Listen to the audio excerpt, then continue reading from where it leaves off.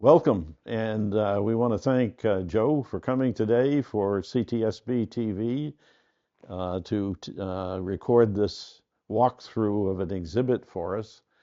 It's an exhibit of the Lee Historical Society, which is entitled Lee in the Tumultuous 1960s. We want to thank the Lee Library for allowing us to use the gallery here for this large exhibit that we do, and we're hoping to do every July. And last year, our exhibit was entitled Happy Days, Lee in the 1950s, which is the 50s, of course, are known as a very pacific and quiet kind of time following World War II. Yes, the Korean War was going on, but the 50s are generally considered to be a pretty quiet and pacific and quiet kind of time. Many of the people who viewed the exhibit last year said, well, why don't you go on and do the 1960s now? Because these are people who remember the 1960s and remember that era very fondly. And so they suggested it, and we responded to demand, and we're doing Lee in the tumultuous 1960s.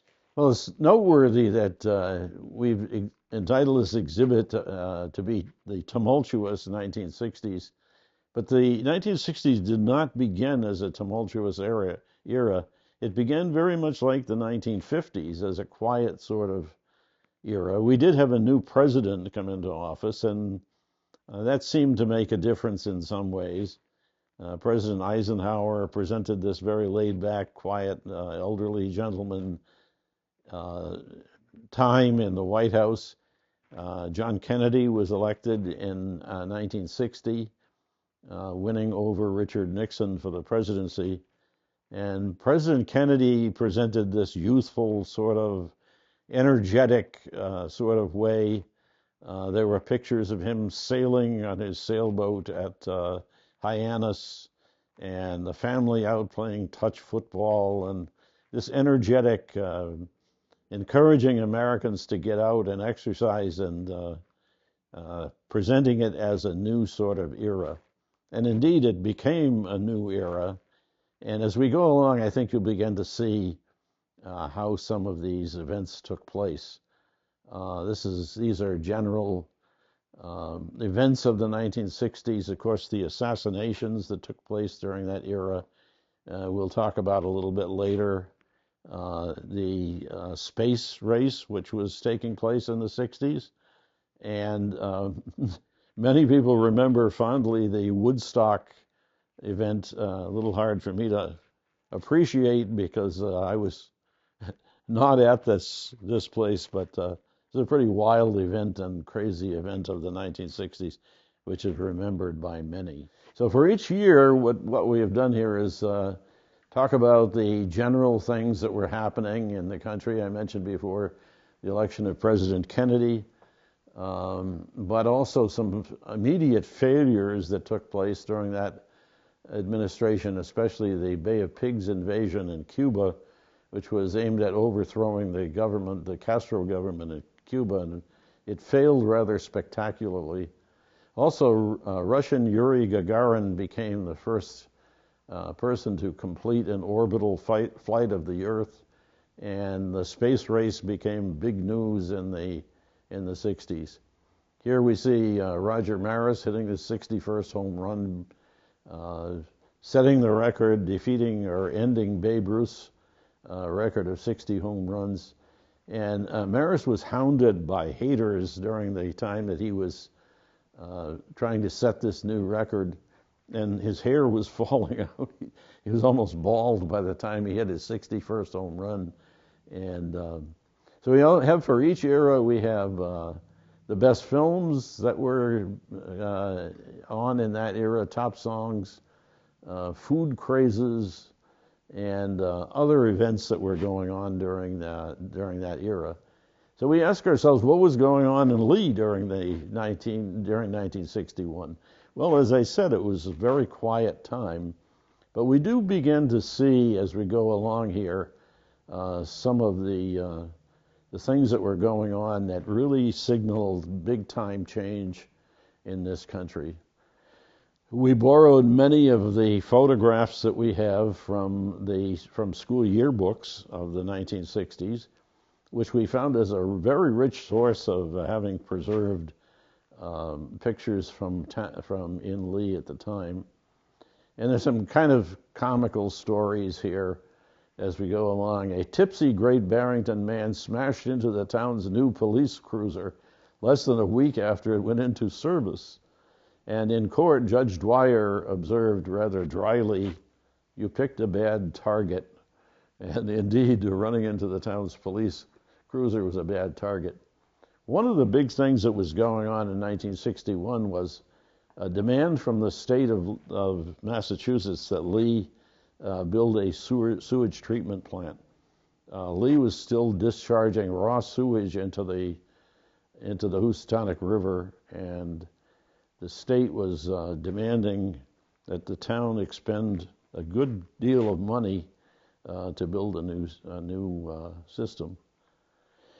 Sports were huge in the 1960s. John Consolati, who was the legendary football coach of that era and coached other sports too, had a record of 90, 24, and 10 since he had restarted football in Lee in 1943. And indeed, football has been a big sport in Lee ever since then, and it continues to be. But it gives you an idea. Also, a baseball story here. A crowd of 1,500 at Wacona Park saw Pittsfield High School defeat Lee High School 13-6. That was no ordinary baseball team. It featured future major leaguer Mark Belanger, who had 3 hits in the game, including a home run. And Belanger went on to have a great career, many, many years with the Baltimore Orioles, and then to work with Major League Baseball thereafter.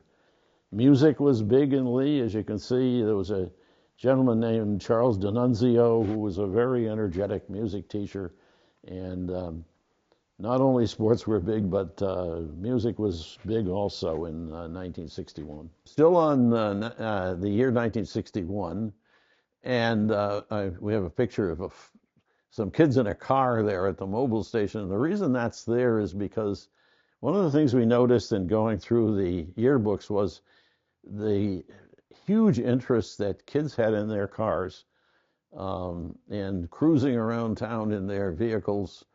And it was just a very big thing in Lee at the time. Most of the kids, or not most, but more than half of the kids probably mentioned cars and the things that were important to them in the high school yearbook. We also see a telephone operator at work up there. Well, telephone operators are going away in 1961 as direct dial was coming in, and it was soon to be direct dial nationwide, but at first it was just local. Bowling remained a huge popular sport. There were new bowling alleys on Route 102, and we also put some trading stamps up here because it's an interesting aspect of life in 1961. Many people, household items were available through trading stamps, and many people used those to enhance their home life. Okay, on to the year 1962. I had mentioned before the new administration, the Kennedy administration. Many people in Lee felt a real close connection to Kennedy. He had been a Massachusetts senator prior, and he had visited Lee famously to talk about flood control. There are some photographs of him around visiting Lee that we've shown previously. And the photograph that we see here is from a painting by Norman Rockwell. So there's a couple of really close local connections to Lee in 1962. For the first time, an American goes into space in 1962 as astronaut John Glenn, who we can see here aboard Friendship 7, was the first American to orbit the Earth. And he was also a decorated Marine Corps fighter pilot and later a U.S. senator, and later went back into space when he was quite elderly. I can't remember exactly how old, but John Glenn had quite a life. We also see in 1960 the film One Flew Over the Cuckoo's Nest, one of the big films of the year.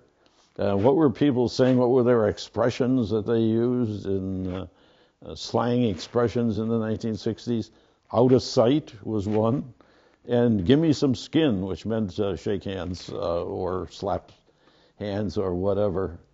And we're beginning to see in Southeast Asia the increase in Americans.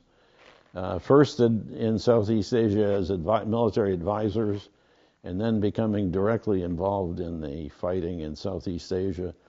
And that is going to have a big influence on the future of the 1960s.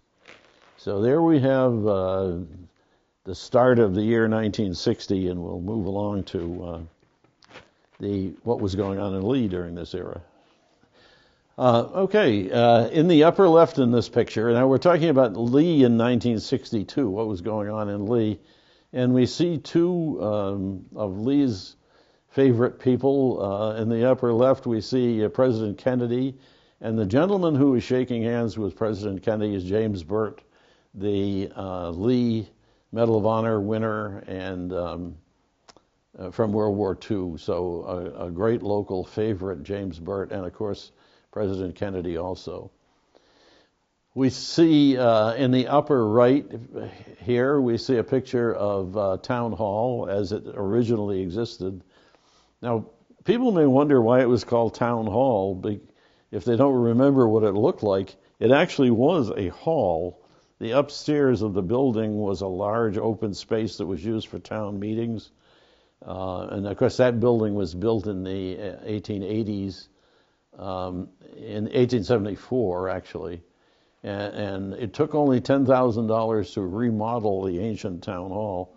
And one reason they were remodeling, they took the second floor, the hall, and divided it up for offices because they needed office space. And they were able to do that because they had a new $1.42 million high school on Greylock Street, and that included an auditorium where they could hold town meetings and any other big events during the year. And we see some other hometown favorites here. Betty Dennis, the librarian, who said that she claimed at the time that television watching was not interfering with reading, and said that circulation in the local library was up by about 3,000 during that year. So interesting that Betty thought the trend, we were bucking the trend, and that people were still reading a lot. We see some advertising from the 1960s here, and we get an idea of how home life was changing, how the products that were available to people to enhance their homes, and homes were becoming much more complicated places and much more comfortable places. In the lower right, we see a picture of a fireman's muster. That's actually from the 1950s, but fireman's musters remain big events in Lee.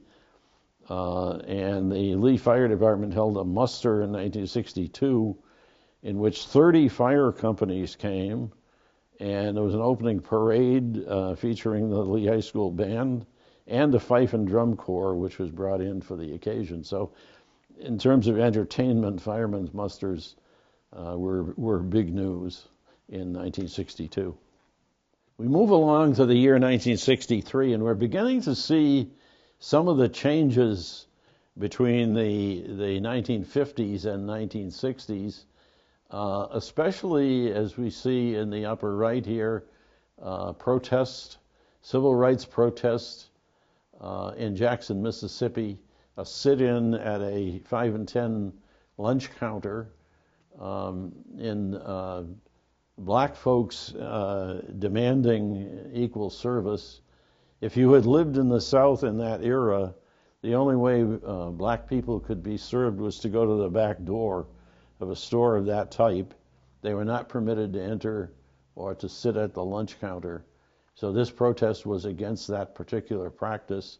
And this is the beginning of a big era of civil rights protests. Dr. King gave his I Have a Dream speech, and 250,000 people attended on the Mall in Washington as he spoke from the Lincoln Memorial.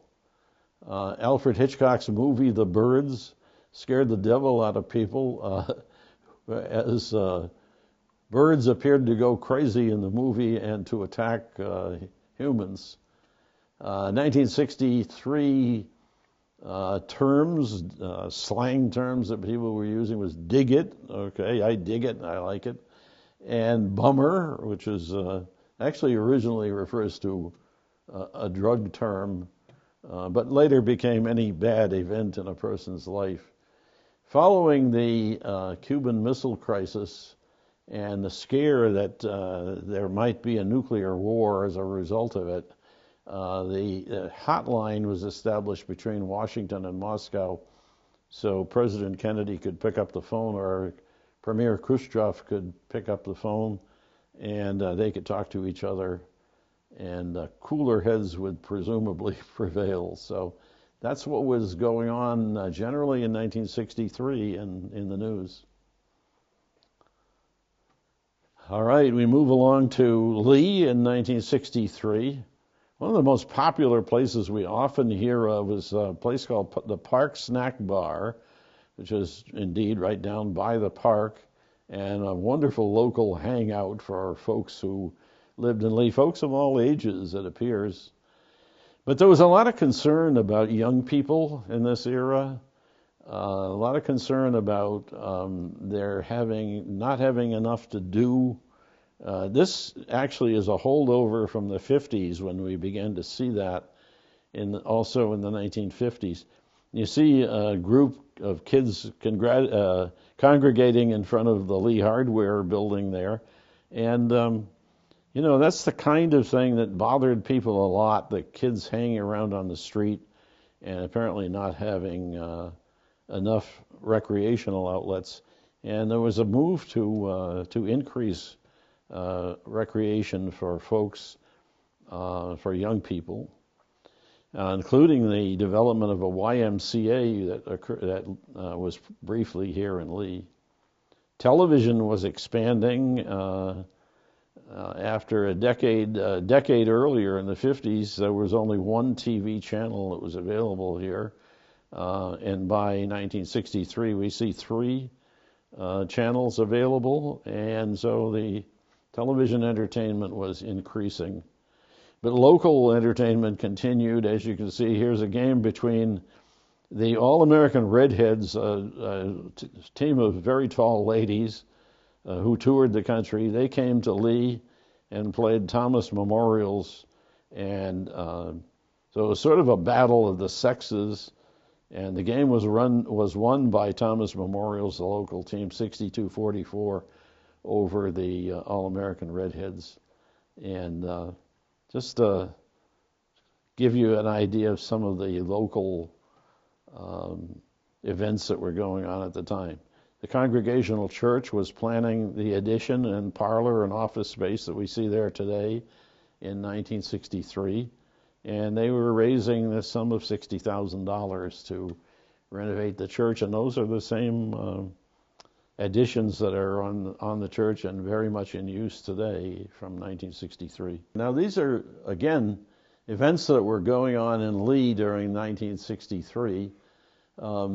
And we showed the barber shop picture and the beauty shop pictures to emphasize that suddenly in the 1960s, hairstyles began to be considered political statements. People with short hair were considered to be traditionalists who were conservatives, if you will, who were supporting the war in Vietnam. And people who wore their hair long, that was considered to be a protest, especially boys who wore their hair long. We see a lot of school events and business events going on here. The establishment of a milk hauling business, which was on Pleasant Street in Lee at the time. William P. Tacey, there's a truck in the upper left there. And we see some pictures from the schools. The schools had outstanding gymnastics programs at the time. I'm not sure whether those are still in place or not, but gymnastics was big apparently, and the kids were very capable at gymnastics. The bottom picture shows an initiation. You see freshmen wearing little silly little pointed hats there during initiation. And the basketball game is actually taking place at the Curry-Hicks Cage at the University of Massachusetts. That was a playoff game between Lee and South Hadley, which sadly Lee lost. So those are some of the things. The school life was big. We had the new high school that had recently opened, and life was very much centered around schools for young people. All right, 1964, we go along to the year 1964, and we see masterful legislator Lyndon Johnson, who had won, actually, Johnson became president in 1963 upon the assassination, a very sad event for this country, the assassination of John Kennedy. And Johnson assumed the presidency, and he was very, very good at legislation. He had been masterful in the Senate, and a lot of legislation was introduced at that time, some of which has been sort of put aside in this era, but his programs were collectively called the Great Society. We also see the rise in the national news of the loquacious boxer Muhammad Ali, who stunned the boxing world by defeating supposedly invincible Sonny Liston and winning the heavyweight championship. This was 10 years after the Brown decision, and integration was very slow in coming. So we're seeing flat-out demands now. Dr. Martin Luther King, was an advocate of peaceful protest, did not want any violence, but some of the other protesters were moving toward a more aggressive approach in civil rights in this era, and it was this was big news in the 1960s. We also see so what were people saying? What were their expressions in 1964? It's a gas. Okay, I think that came originally from Frank Sinatra, and the term mellow to describe somebody who was kind of calm and cool and collected. The Beatles appeared on the scene, and after being told many times in Britain that they had no future in the music business, that was a pretty poor prediction. They ended up being, of course, the most popular group in the world at in their time. We also see a rise of folk music, a craze for folk music, especially on college campuses, with singers like Woody Guthrie, Joan Baez, the Byrds, and Bob Dylan. And the electric guitar first came onto the scene. What were the fads that were going on in women's clothing? Exaggerated shoulder pads. So women had large shoulder pads in their dresses, and that was sort of a craze of the era. And the two-piece bathing suit arrives on the scene as another fad of 1964. All right, Lee in 1964. What's going on in Lee in 1964? The town is trying to move toward a sewer project demanded by the state. It's going to cost the town $150,000, which that may sound kind of small now, but that was very, very big money in 1964. And the chairman of the finance committee, a man named Abraham Gare, asked opponents to stop their opposition to the sewer project because he said the longer they prolonged it, the more it was going to cost. And he thought they could save a substantial amount of money if it would be if the protests would be dropped. Um, a man named Richard DuPont went to Lee Selectman and said there's an awful lot of pornography being sold in town. And the selectman asked him, how do you decide on standards? What constitutes pornography? These are hard cases to prove. It could be most likely something like Playboy magazine, which had come on the scene, and it was kept under the counter in most stores, so it was only sold to adults, and it was, but you had to ask for it and get it from under the counter. What else do we see in the 1960s? We see a ski club for the first time at Lee High School, and students going to Otis Ridge for skiing. And there's one of the answers, perhaps, to the occupation or activities for young people in the time. Schweitzer Mills had state approval to dispose of cooking liquor. That's the remains of paper making that was buried near Columbia Mill.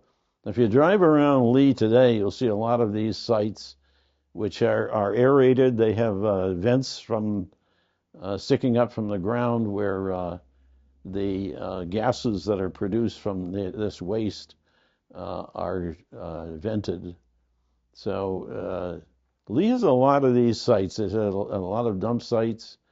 And of course, today's protest, today's opposition is to PCBs in the river, but it's a long history of these events in Lee with pollution issues. And this is another trend, I think, that we're seeing in 1964, is the rise of environmentalism and much more concern about dumping, much more concern about air pollution, river pollution, and what have you, any form of pollution rising up in this era. And then we see the gender stereotypes that are in the reflected in the yearbooks in this time. 8 of the girls in the class were described as shy or quiet, but none of the boys were seen as shy and quiet. And 13 boys were considered to be mischievous, real cut-ups, I guess. So this is sort of reflects, I think, gender stereotypes that were present in that era. Here we see in the picture to the right the graceful old Wellington Smith estate, which was had become an inn in that particular era, and it was taken down shortly thereafter. It was in the area on Stockbridge Road, right where the Turnpike rest area is now, and the Howard Johnson's restaurant had come up in their backyard on the Turnpike, and so the inn was closed, and the building was taken down. We also see, kids love to give each other nicknames, but oddly enough, in the yearbook, maybe it's because of tight censorship on the yearbook, but we see mostly standard old names like Jim and Barb as nicknames, but occasionally you run into a kind of comical or funny nickname. There's a very burly, rugged football player who was known as Skinny, which is kind of a joke nickname, I guess. And then there were other kids in the class who were known as Ducky, Boom Boom, and Squeak. So there were a few of these crazy nicknames going on, but mostly the traditionals like Jim and Barb, as I said. There was a wave of anti-tetanus shots. There was a lady named Margaret Connor who died from a bite of a pet rooster in Lee, and that touched off a wave of anti-tetanus shots. Local doctors were very alert to any outbreak of diseases. They were a very trusted group of doctors at the time, and they served the town very well, preventing these epidemics, largely preventing them from taking place. in Lee. We also have incorporated into our exhibit, this is a sports quiz and a music quiz. The sports quiz of events that took place in each year in the 1960s, um, and a question about sports questions that people could try to answer. What golfer was known as the Golden Bear, who became the first to win the PGA Championship twice in the 1960s? The answer is Jack Nicklaus. But if you come in and watch and see the exhibit, you can test yourself on some of these sports questions or music questions down below. For example, what singer asked, "Were you smooching my best friend?" in 1961? The answer is Connie Francis singing the song "Lipstick on Your Collar." So once again, come in and see the exhibit and ask yourself, where did these lyrics come from? What songs were they in during the 1960s? We have a photo sign here, which was taken or given to the Lee Historical Society when the local Friendlies closed. And we feature Friendlies here because it was such a popular hangout in the 1960s for young people in Lee and also people of all ages. And we were able to find a great picture from Friendlies of a group of students from Lee High School all lined up at the counter there. And a funny thing happened when we took this picture out yesterday to put it up. One of the people who was helping us put up the exhibit, who's a little older now, I might say, remembered that all of the kids in that picture are from her high school class. So one of our Historical Society members remembers those kids very well. Now we also have a quiz on quotes from the 1960s. Who said this, and when did they say it, or what was the occasion for these things being said? So we start with, "That's one small step for man, one giant leap for mankind." That's a pretty easy one. I think most people will remember that was Neil Armstrong, the astronaut, as he stepped onto the surface of the moon. And we have another, there are 20 in all of these quotes in here. You can come in and see the exhibit, and you can test your memory about some of these quotes. And I might also add, on Monday night, the 7th, we will have the band, the library will have the band Happy Together here. A great opportunity to see the exhibit and to listen to the band that plays 1960s music. So be a great time for everybody.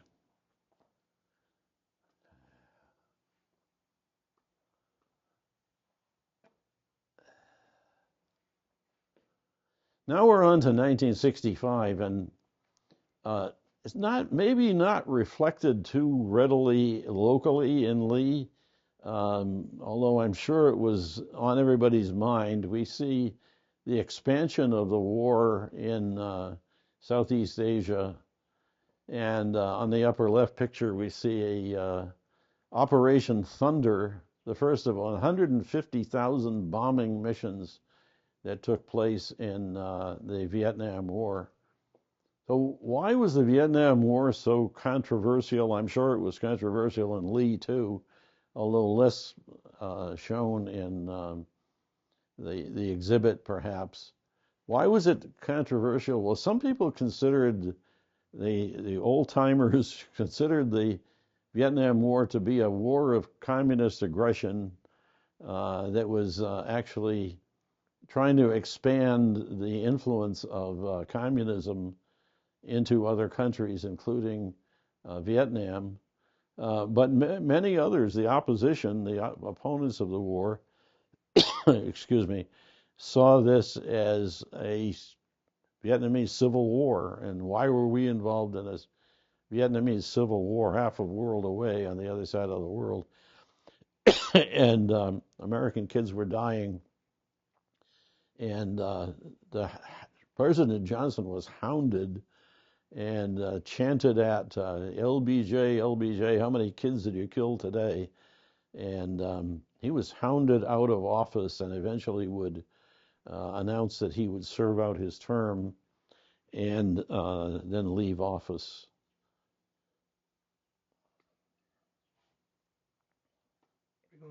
Yep.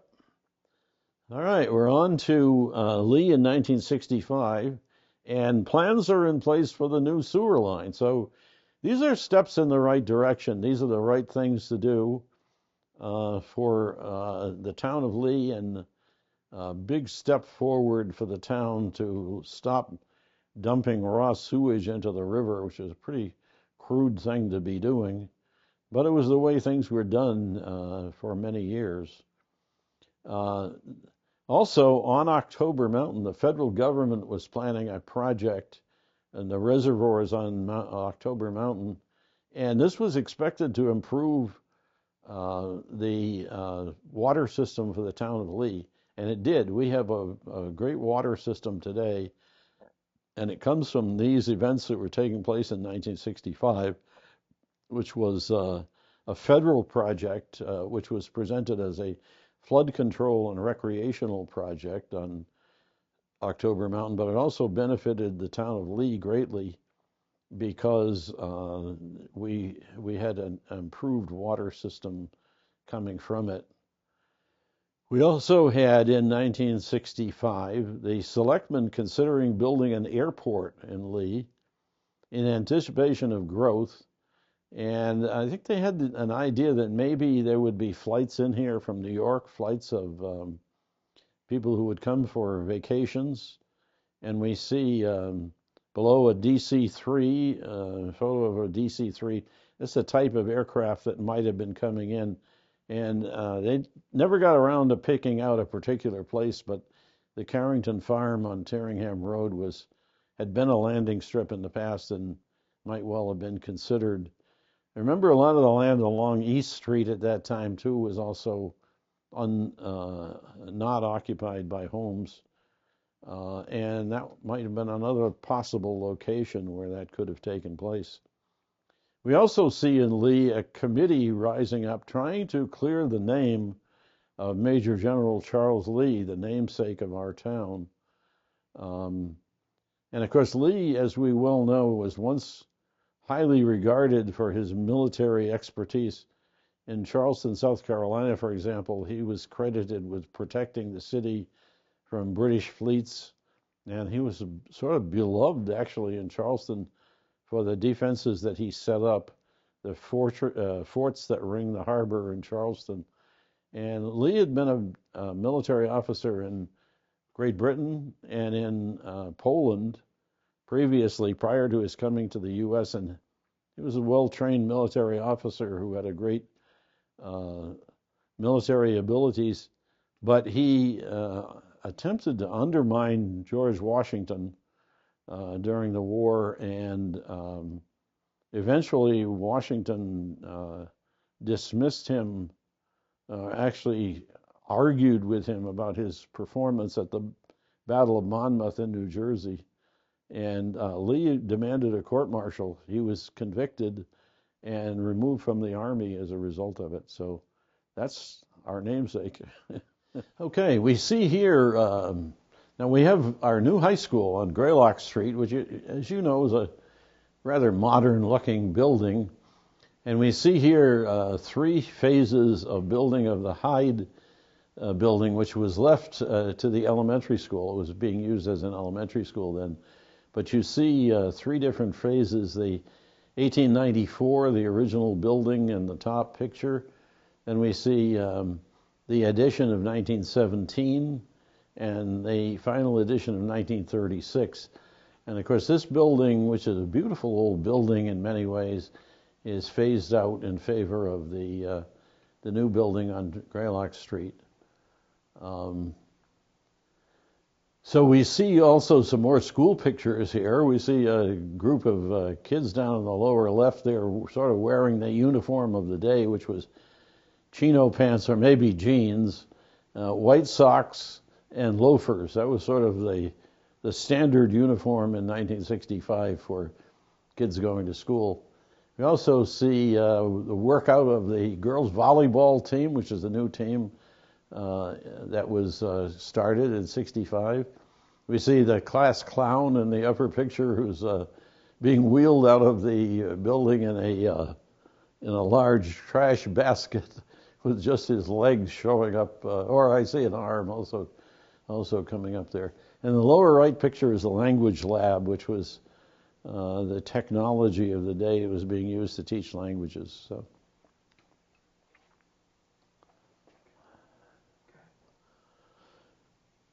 Okay, we move along to 1966. And wow, how things are changing. The invention of the ATM, the automatic teller machine, by a Scot by the name of Goodfellow. There he is in the upper left there.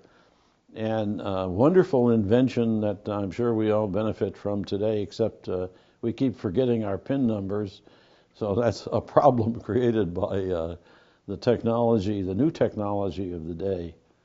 We also see, again, in terms of war protest and the difference of opinion about what was going on in Vietnam, we see Sergeant Barry Sadler, a Green Beret in the lower picture, singing his song about his unit, the Green Berets. And, again, this is a very controversial subject. And sadly, many of the men and women who went to Vietnam and served in Vietnam were not treated well when they came home. These are people who sincerely believed that they were doing the right thing, supporting the country, and others staying home, and some of them perhaps evading the draft, including two presidents who we know had evaded the draft, at least two. And, it's a very, very controversial thing, and the treatment of these people who served is shameful, I would say. Okay, we move along to Lee in 1966. We see in the upper left a layout of lots for a project called Lake Lee, which was being planned in East Lee. And that included building or rebuilding a dam at what is called Mud Pond or Basin Pond at times. And later on that will prove to be quite disastrous as that dam broke and flooded Lee once again, flooded East Lee, and once again resulted in deaths. It was the second time that dam had been built, the second time that it broke. And there was even a proposal to rebuild it again. And of course, local people screamed no, because we'd had enough of that kind of stuff.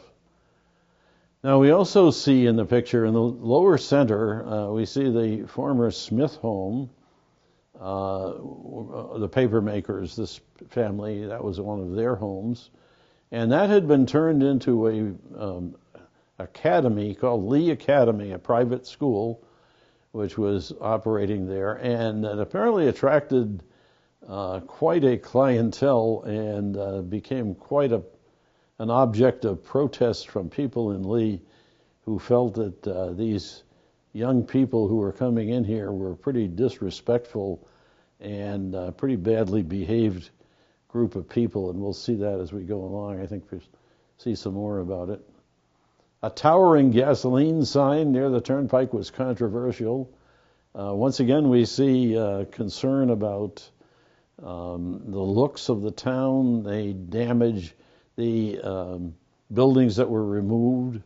In the left-hand corner, we see a photo of Park Street as it appeared in 1966, just before some of these buildings were removed. So we see a lot of the traditional buildings along Main Street in Lee being removed. The gasoline sign, which was, as I said, it dwarfed just about anything else in Lee, and it was seen as very controversial. And soon it was damaged. Nobody knows, was it a rock, was it a bird, or was it a bullet? What was it that destroyed or damaged the gasoline sign? You also see the rise of Oak and Spruce Resort. We see Lee as a ski area. Oak and Spruce had its own ski run behind the building, a rather short ski run, but they had also operated the Ski Beartown for a while. Beartown, though, closed down in 1966, and Frank Prinz, the gentleman who owned Oak and Spruce originally, was hoping for getting more visitors in the off season, and saying that his slope had 12 to 30 inches of snow on it, and that machines were working around the clock as snowmaking machines. So we've got some new technology being introduced there. You also see the introduction in terms of turning people into couch potatoes, I guess you might call them, the introduction of the remote, in addition to the arrival of cable television. So now people could sit back in their easy chairs and choose their channel without even getting up from the chair. And what was the first remote produced by Zenith Corporation called? Well, very appropriately, it was known as Lazy Bones. So it was something that people really got into, being home, being less involved civically, perhaps, and being in their easy chairs at home watching television. And we see some more school pictures. I've got the Friendly's picture back in there again with the ladies and gentlemen sitting at the counter at Friendly's. We also see a football shot from 1966 in the lower center, and we see the introduction of field hockey, some of the girls' teams from 1966. All right, 1967, we see national rioting. We see a picture in the upper left there of Detroit with an entire city block destroyed by fire in the rioting. Other cities such as San Francisco, Detroit, Newark, and Cincinnati had major riots and damage. Nothing of this kind in Lee. Lee was a pretty pacific and quiet place still, but this was very much on the minds of people in Lee. The controversial war, the issues of the draft, the numbers of young people being killed in this war in Southeast Asia that many people considered to be unnecessary and not a good look at all for America.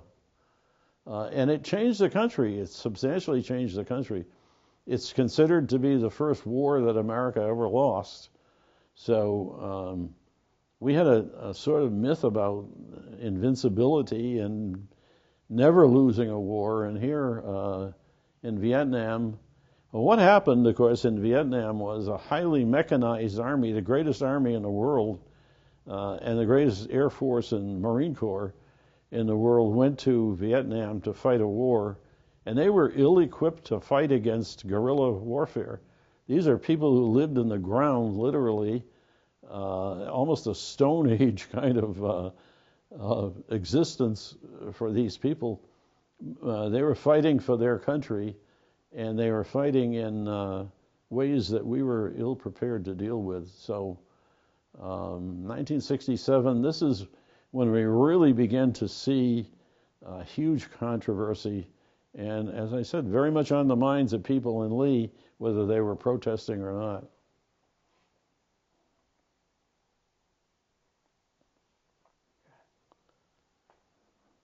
All right.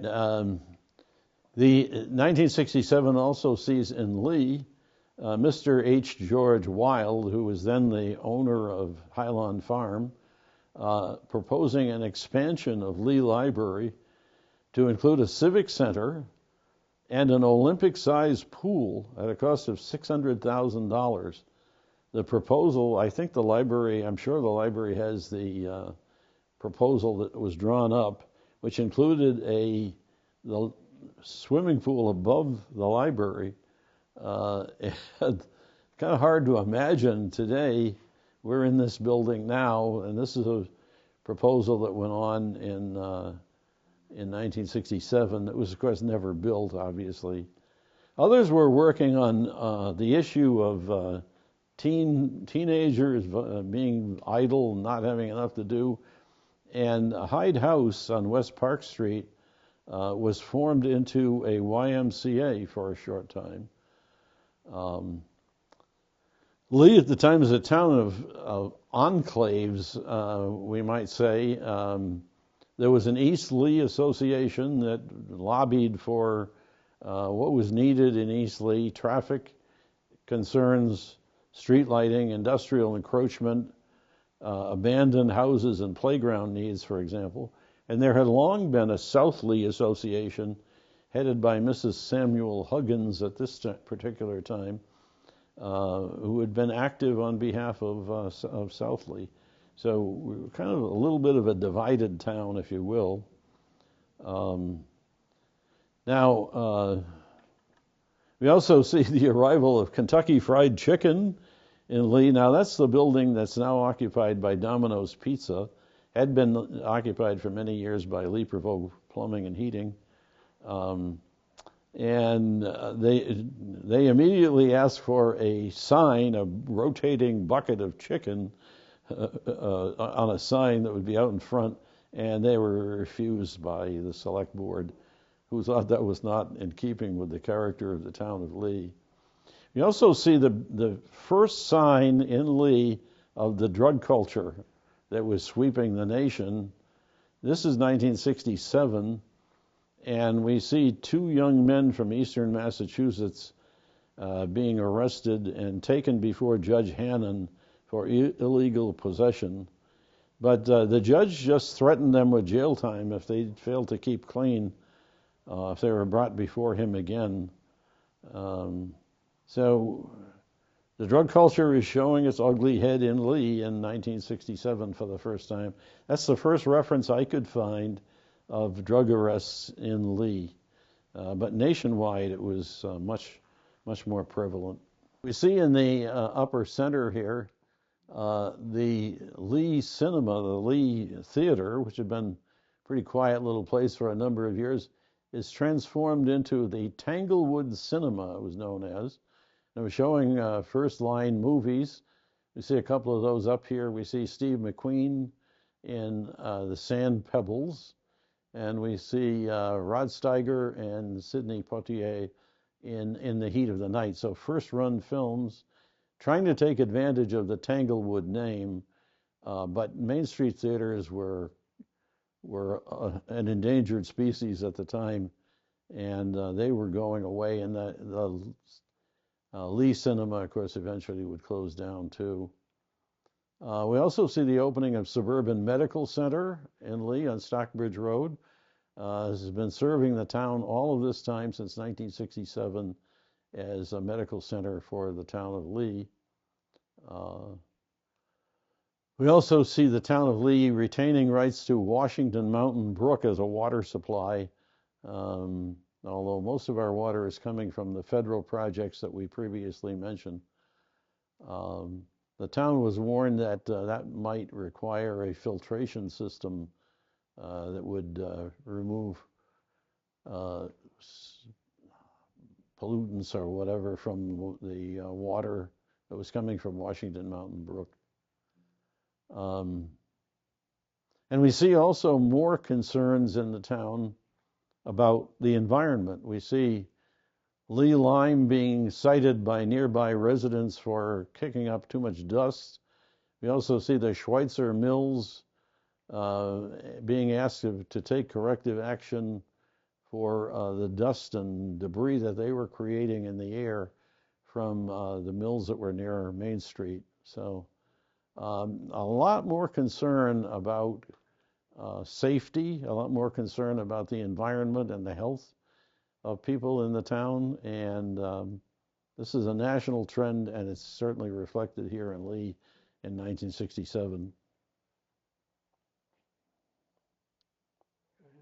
Okay, we see starting with 1968, we see the Tet Offensive taking place in Vietnam, and a real shock for the U.S. that felt that it had set this highly mechanized army, thousands and thousands of military personnel sent to Vietnam, and apparently being taken off guard by the Tet Offensive. Eventually, the offensive failed, but it was a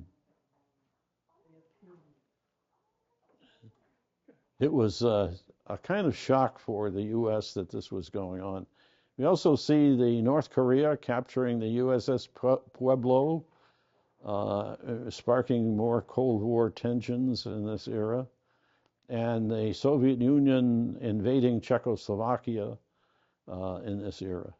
More concern for civil rights, we see the adoption of a second civil rights bill in 1968, and the concern over civil rights is definitely arising.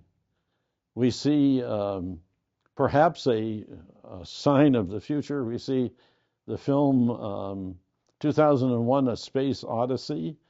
The quote there, "Open the pod bay doors, Hal," is where the computer HAL overrode the astronauts and began acting independently and refusing to open the pod bay doors. A real sign of the future in which people are concerned about the rise of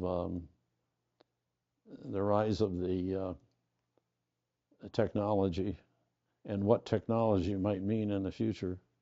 We see the movie The Graduate, a very different sort of film where Dustin Hoffman appears as a sort of anti-hero type of hero, if you will, and he's had a wonderful career as a sort of offbeat sort of actor in many films.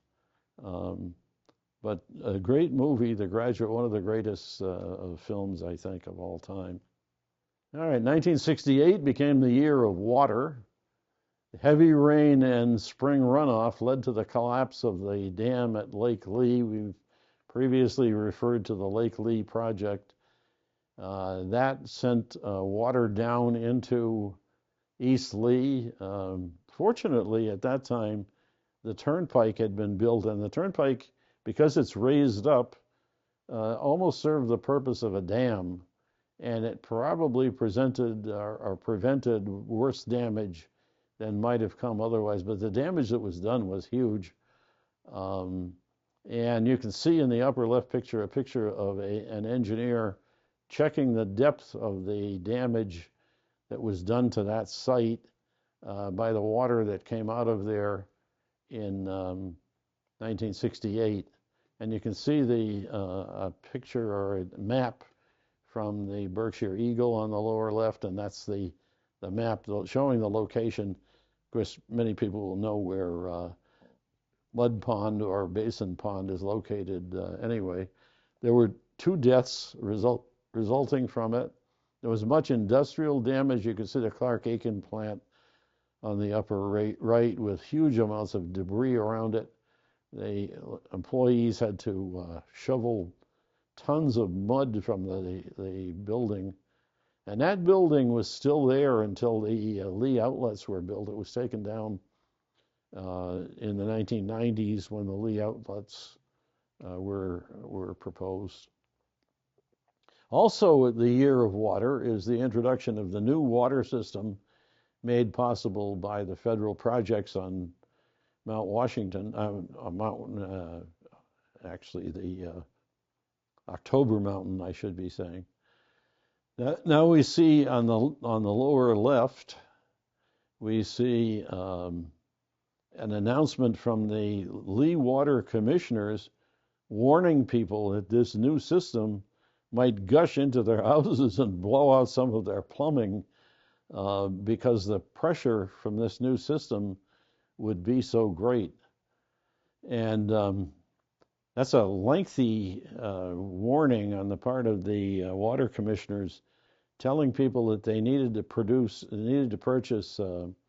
some pressure valves that would prevent that water from breaking the plumbing in their homes. Fortunately, it didn't have a huge effect. It was a pretty minor effect. There were only a few places where there was any damage. Now you also see a map, the green map on the upper right. There is a map of Basin Pond today. That's a hiking trail in there, which is owned by Berkshire Natural Resources Council. Beautiful hiking trail, and you can access that trail off of Beckett Road. When you first start up Beckett Road, it's a parking area on the left, and it's a hiking trail of a couple of miles probably, and it's very pleasant, peaceful place to walk today. And it would take you out to the dam site where the dam broke. And it's the same spot that it broke twice, once in the 1880s and then again in 1968. So it's a year of water. We see both the good and the bad, the bad being the flood that occurred and all the damage and death that resulted, and the good being the new water system that was introduced into Lee. Lots of talk about regionalization of high schools, or Lee had decided to go with its own high school. And of course, that high school opened in 1961. And much discussion still going on about building a Lee Middle School, with possibly Lenox, Otis, and Tyringham also being involved. And again, that never happened. Lee decided to go its own way rather than to regionalize. We see Millard Eckert, a citizen who worked in the paper industry for many years, for 36 years actually, who was honored at a testimonial dinner upon his retirement. And his son Mal is now on our board of directors. He's a past president of the Lee Historical Society and has been a founding member. And Mal worked 40 years more, so the Eckerts certainly boosted the paper industry for a very long time. And Mal is one of our favorite members who's been around since the beginning of the Lee Historical Society. What's going on in 1969 nationally? Now, we have the moon landing. There's Neil Armstrong landing on the moon in the upper left. We have the Woodstock Music Festival, previously pictured. We have the tragic events at Chappaquiddick Island, in which Senator Ted Kennedy drove off what was supposed to be a footbridge, and you can see that in the upper right-hand corner, resulting in the death of a young lady who was in the car with him. Sad sort of thing. In the sports world, we see brash Broadway Joe Namath and the New York Jets stunning the greatest upset, some say, in the history of football, stunning the Baltimore Colts in the Super Bowl. And Namath had assured and ensured that there would be, and guaranteed that there would be a victory for the Jets, and he carried through on it. And they won the Super Bowl in what would be now considered Super Bowl number 3. We also see skirts getting shorter and shorter. We see the cover of Life magazine there with a young lady who has left little to the imagination. This is one of the fads of the era, the short skirts. We see in 1969 slang terms like fab and flower power. Those are things that people were commonly saying, terms they were commonly using. And we have a man named Gary Starkweather of Xerox who invented the laser printer. And Doug Engelbart made the first computer mouse. And so we see a lot of technological advancement. This is stuff we have routinely in our homes today, and people think nothing of it. Well, this is where this dawned in 1969, where these devices would be made for popular use. Now, what's going on in Lee in 1969?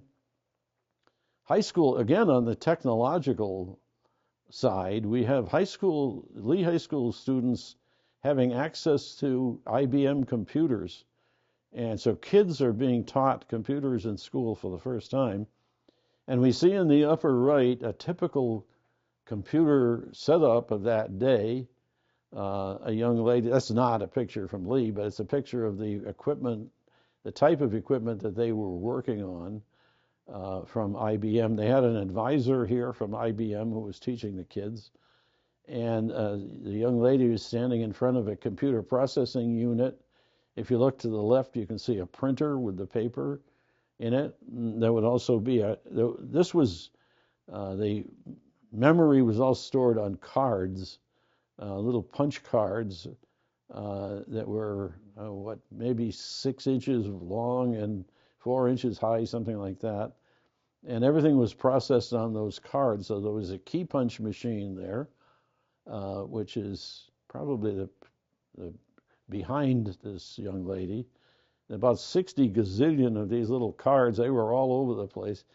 And the machine actually punched holes in the cards for the memory before the memory was designed differently for modern computers. But this is the beginning of the computer age, and you see there all of that equipment and machinery that you see that takes up a good part of that room. Everything that's there, just about everything, could be done on your home laptop these days. And a lot of the stuff that was done could be done on a telephone. So things have changed, to be sure. Also, in the 1960s, we see the threat of losing rail service in Lee. The New Haven Railroad had gone bankrupt. It had merged into a giant railroad called the Penn Central. You can see there, PC. This was a short-lived move because Eastern railroads in general were suffering and about to go bankrupt. And eventually, the Penn Central would join the others in bankruptcy. You also see in the upper left a map from the Berkshire Eagle of a proposed bypass of Lee. They wanted to bypass Main Street, and that would have run from the Turnpike and run along parallel to Housatonic Street up to the area of Lee Bank, and then up to the north end of the town and back on to the present Route 20, right up by the North End Bridge. And you can see that outlined on the map. Of course, it was never built, but it was a proposal that was in place at that time. And we see Reverend Ryan in the bottom picture. Reverend Ryan was an advocate for youth, for the elderly in town also, and he established a study committee on the needs of the elderly. And this is the first time we see these kinds of concerns coming up. Previously, there were very few services, almost nothing for elderly people.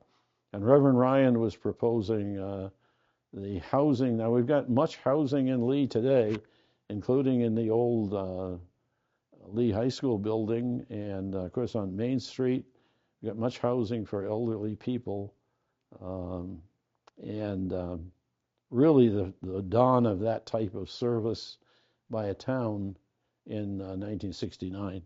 Now we also see in Lee at this time a big business that developed on Railroad Street selling snowmobiles, and you can see those snowmobiles in the upper right there. A man named Fred LeGrant, I think that's Fred LeGrant on the right side if I'm not mistaken, who had a business called Tri-Town, Tri-State Distribution. And a funny, well, not so funny perhaps, thing had happened the year before. They had a trailer truck parked at Tri-State Distribution, and in the middle of the night, somebody came along, hot-wired the trailer truck, and drove away with $52,000 worth of snowmobile equipment, and was captured on a picture entering the Mass Turnpike and heading east in the middle of the night. And they eventually caught the guys who did it, and they retrieved some of the snowmobiles, but they were from down in eastern Massachusetts, and they saw an opportunity to enrich themselves with the theft of snowmobiles. That's a pretty big item to be stealing, trailer truckload of snowmobiles. Now we also see strange happenings on June 9 of 1969 when Lee was bombed by 600 ping pong balls in 3 passes by an airplane over the town, and each ball contained a certificate redeemable for a free cable television installation. So this is an interesting way of advertising cable television. Lenox, Stockbridge, and Great Barrington were also bombed, but there were no fatalities from the ping pong balls, fortunately. But we have that under strange happenings up there in the upper left. A little bit strange, too, just below that, there's a photograph from the Berkshire Eagle of what looks like invaders from space, perhaps, I don't know. They're Lee High School students taking part in the gymnastics program. And they're raising a flag there in the photograph. They look like they came from outer space or something like that, but very amusing.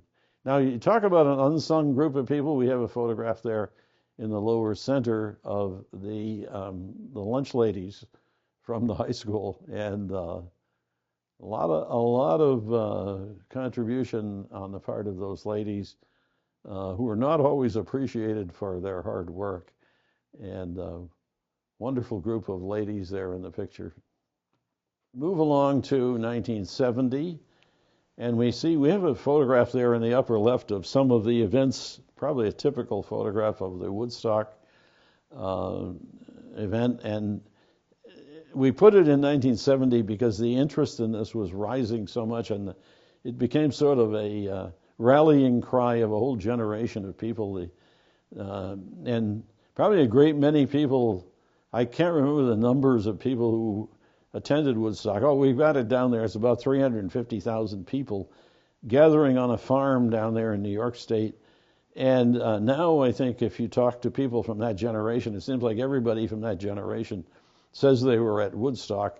And a lot of them were not at Woodstock, but they remember it fondly, and they think of it as the rallying cry of their generation somehow. The first Earth Day was observed in 1970. Again, we see this rising locally and nationally.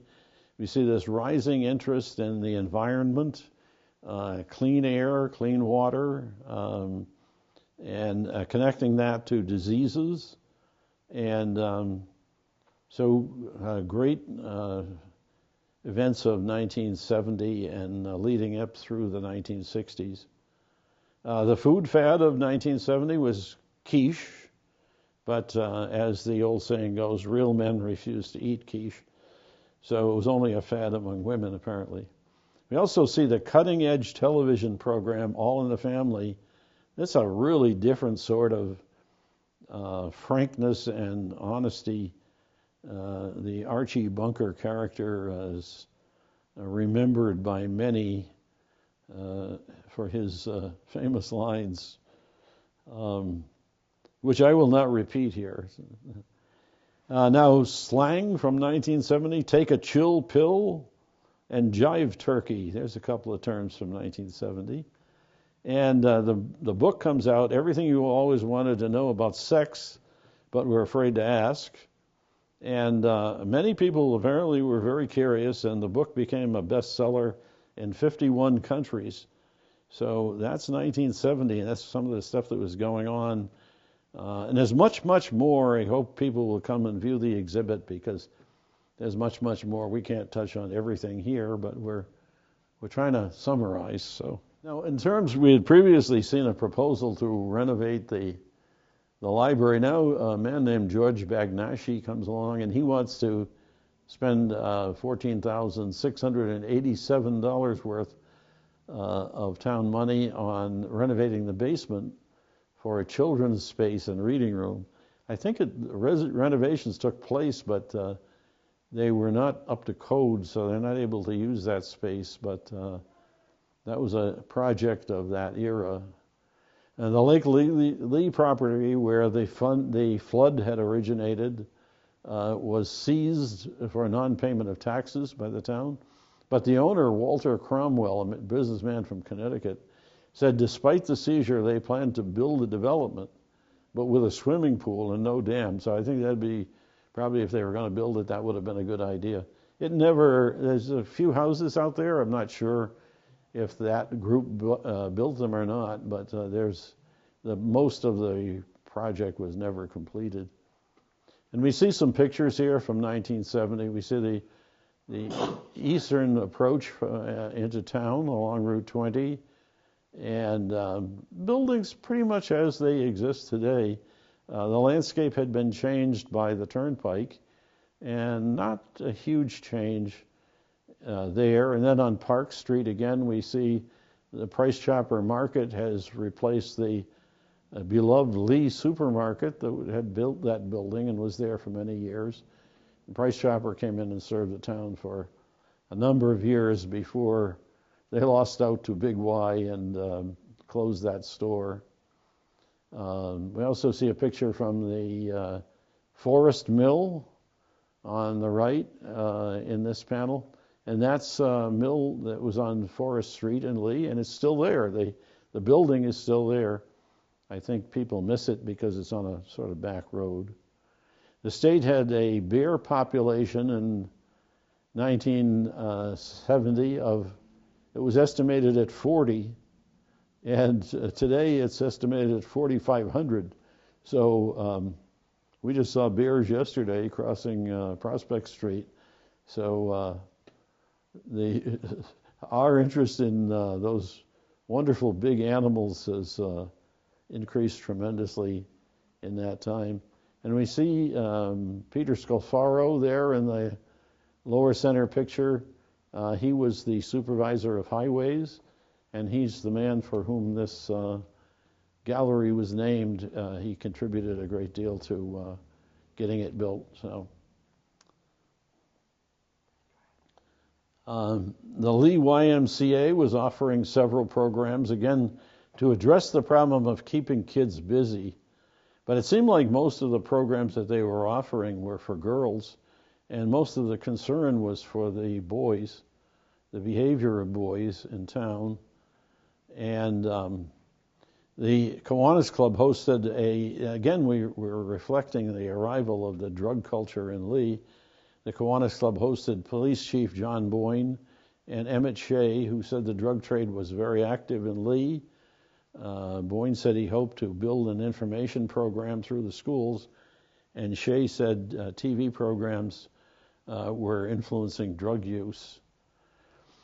And a man named O. Dickinson Street sent a letter to the Berkshire Eagle about the punks of Lee, as it was labeled, saying that a group of adult men had grown up to be drunk, rough, and dangerous in Lee. So I don't know what Mr. Dickinson or Mr. Street was seeing, but he was pretty upset about the way he had been treated by young people here in Lee.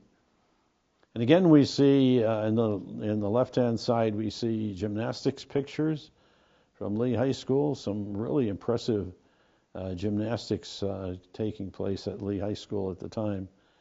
Main Street, of course, was still losing out to the big stores. We see an ad in the lower center for Robert Hall, the clothing store, which became more of a big box store where people could go and get their clothing, and it was undermining the local businesses and the local trade. And that's still an active topic that a lot of people are concerned about, our Main Street. Now here's another quiz. We work these little quizzes in to keep people on their toes and get them thinking about what they remember from the 1960s. And this one, this is products and slogans of the 1960s. So what tastes good like a cigarette should? Which cigarette would that be? And the answer is, I believe, Winston cigarettes. So we got Mr. Whipple up there, don't squeeze the Charmin, and so on. And so we're hoping people come in and that they'll kind of challenge themselves if they're old enough to remember with some of these little quizzes that we worked in as we go through the exhibit. At the end here, we're thanking a number of people, and we're reminding people about some of the other Lee Historical Society programs, including the wonderful groups of speakers that we've had in recent months. This is going back to about 3 years ago when we began doing regular speaker series. And we've had some great ones. We've got them all listed up here And they're all available at CTSB TV. You just have to go online and search for these, and you can find them. You can watch them on demand on CTSB TV. And if you've missed any of the earlier exhibits, there have been 5 of those prior to this one, and all of those are also available at CTSB TV. And so when you come in, there's a whole list here that can be seen that address the programs that we've had. We want to thank the student journalists and the yearbook advisors for preserving all of these wonderful pictures. Most of these come from either from the Berkshire Eagle or from the school yearbooks, and we're so pleased to have those because they're great pictures of the 1960s. And we thank our board of directors for supporting these programs. Gary Allen is our current president, Karen Norton, vice president, Caroline Young, treasurer, and Ellen Whitaker, the secretary, and then our other board members, including me, listed there as a curator of exhibits for the organization. So that's it. That's our exhibit. Boy, there's a lot to see here. Anybody who comes in and reads all of this is going to have to spend a good deal of time here. This is a special exhibit which is being shown in conjunction with our exhibit on the 1960s. And we're calling this a Wandering World War II Scrapbook Comes Home to Lee. And we find it a fascinating story of how this happened. This scrapbook apparently was assembled during World War II by someone living in Lee at the time, and it found its way to California. And so perhaps forgotten. I imagine the people who did this are probably deceased by now, and we're not precisely sure what family it came from, but we think we have a clue. And recently, the scrapbook ended up in a pile of evidence that was in the evidence room at the West Sacramento, California Police Department. And the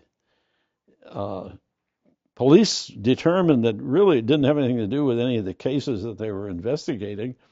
They turned it over to a researcher who looked at it and discovered that it had this about men who were serving in the military in World War II, and those men were from several towns in the Berkshires, but mainly from Lee.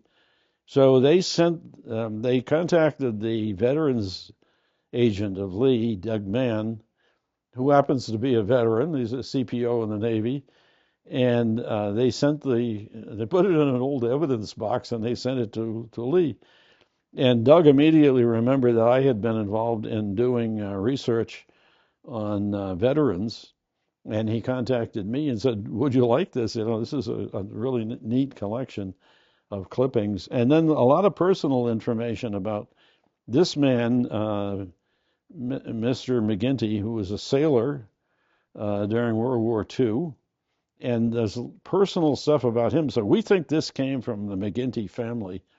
The McGinty family was living on Ferncliff Street here in Lee until 1947. Mr. McGinty had graduated from Lee High School, attended Berkshire Business School, and then worked for Smith Paper. And in 1947, he was back in Lee after the war. His war service was quite remarkable. He served on the battleship South Dakota, which was codenamed Battleship X, and he was a clerk. He sat in the office behind the typewriter, and when the ship went to battle stations, he was sitting behind a machine gun. So he had both the calm of sitting behind the typewriter and behind the machine gun. So we think it's the McGinty. We call this the McGinty collection. This is some personal items of McGinty. This is a letter from Secretary of the Navy Forrestal. It's a form letter, but a nice letter congratulating him on his service. This is a cablegram, a telegram that he sent to his future wife, Rita M. Norton, and they were married during the war. in Topeka, Kansas. I'm not sure how they got there. But anyway, we think this originated with the McGinty family. And we know that Paul and his family moved to California in 1947 and lived in the Sacramento area. And what a remarkable story that somebody in the Sacramento Police Department had the presence of mind to put this in a box and send it to our veterans agent, Doug Mann. And what a remarkable story. It is now returned to us, and it's been put into our collection. And so we're very happy to have received it. Lots of stuff about veterans, about those serving in World War II, and wonderful stories from the veterans of Lee. This is again, this is more photographs, and not all of the veterans in here are from Lee. Here we see veterans from the town of Chester, 4 brothers who served in the Army, from the Davenport family in the town of Chester. And we see Lee's only prisoner of war in the Japanese camps, and a story about his liberation from the camps. And other stories here about Lee veterans. This is a story about the chaplain on the USS South Dakota, which was a distinguished ship. I'm sure Mr. McGinty had to fire his machine gun many, many times and leave his typewriter and go to the machine gun. Remarkable story. And here, many, many stories. I'm not sure who those gentlemen are. Is that the Filios? Oh, Barcelona, okay. And I think those fellows are from Pittsfield, if I remember correctly. We have veterans here from Westfield, Pittsfield, Williamstown, and most prominently from Lee. So it's not exclusively, I think whoever was doing this was interested in veterans in general and those who were serving in the military and what they were doing during World War II. So it's quite an interesting collection.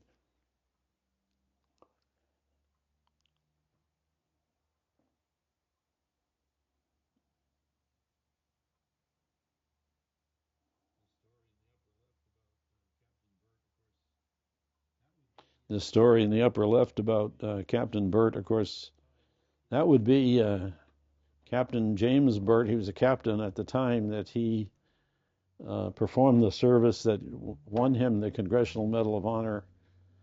Fewer than 4,000 veterans in history have received the Congressional, what is now called the Congressional Medal of Honor.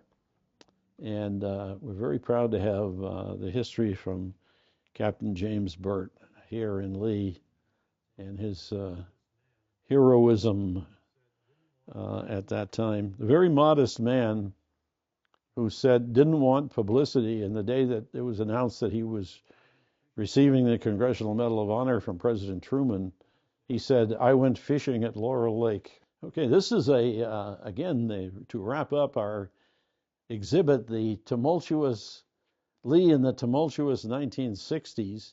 This is the exhibit that is now at Lee Library throughout the month of July. It'll be here. It's free and open to the public. You can come into the desk at the library and inquire about when it's available. Most of the time when there's nothing going on in the room, or in fact all of the time when there's nothing going on in the room, you're welcome to come in. Even sometimes when there are meetings going on, it's permissible to come in and see the exhibit. So we're hoping everybody's going to come in and learn all about Lee in the 1960s. If you were alive during the 1960s, you're going to find this a walk down memory lane. If you were not alive in the 1960s, this is a way to learn about a pivotal era in American history in many ways, and a very interesting decade. So please come and see our exhibit, Lee Historical Society. And thank you, Joe.